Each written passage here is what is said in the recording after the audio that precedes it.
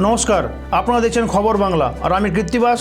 খেলার জগতের সব খবর নিয়ে আপনাদের সাথে। টাটা আইপিএল 2024 ইতিমধ্যে পয়েন্টস টেবিলে প্রথম চারে রয়েছেন রাজস্থান, কলকাতা, হায়দ্রাবাদ ও লখনৌ।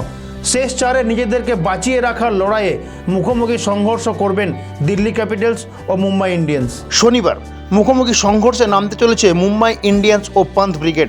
সমস্যা একটাই, ম্যাচ হারলে কঠিন সমস্যার মুখে পড়তে হবে এই দুই দলকে। কারণ ইতিমধ্যেই Kolkata Knight Riders, Sunrisers Hyderabad, Rajasthan Royal ও লখনৌ সুপার জায়ান্ট তাদের জায়গা অনেকটাই পাকা করে ফেলেছে।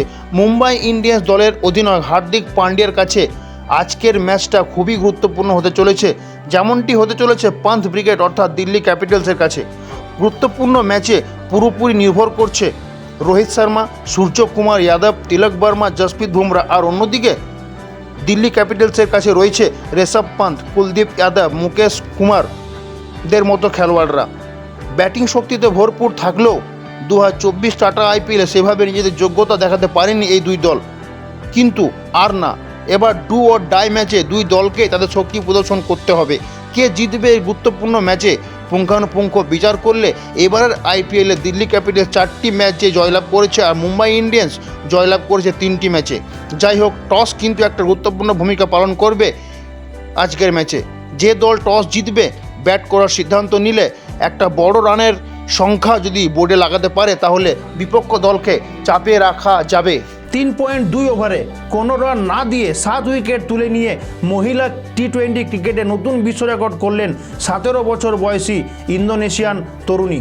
ভাবা যায় 3.2 ওভারে কোনো রান না দিয়ে 7 উইকেট? হ্যাঁ, এটা কল্পনা নয়, এটা বাস্তব ঘটনা যা ঘটেছে মহিলা টি20 ক্রিকেটে। বালিতে মঙ্গোলিয়ার বিরুদ্ধে টি20 ম্যাচে 3.2 ওভার বল করে রোহমালিয়া কোনো রান না দিয়ে 7টি উইকেট তুলে নেন। ইন্দোনেশিয়ার অফ স্পিনার রোহমালিয়া ইতিহাস লিখে ফেললেন।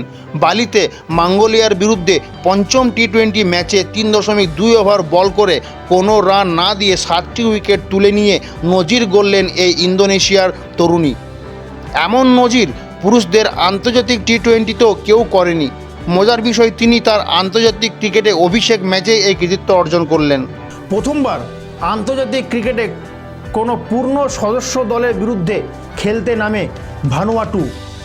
মহিলা টি20 বিশ্বকাপের যোগ্যতা অর্জন পর্বের খেলায় জিম্বাবুয়েকে হারিয়ে নজির গড়লেন ভানুয়াটু। প্রথম সাক্ষাতেই শক্তিশালী প্রতিপক্ষকে হারিয়ে ইতিহাস গড়ল 3 লক্ষ মানুষের ছোট্ট একটা রাষ্ট্রদ্বীপ ভানুয়াটু ক্রিকেট নতুন অধ্যায় শুরু করলো জিম্বাবুয়েকে হারিয়ে। আন্তর্জাতিক ক্রিকেটের মানচিত্রে ভানুয়াটু পরিচিতি পায় মহিলা টি20 বিশ্বকাপের যোগ্যতা অর্জন করার পর।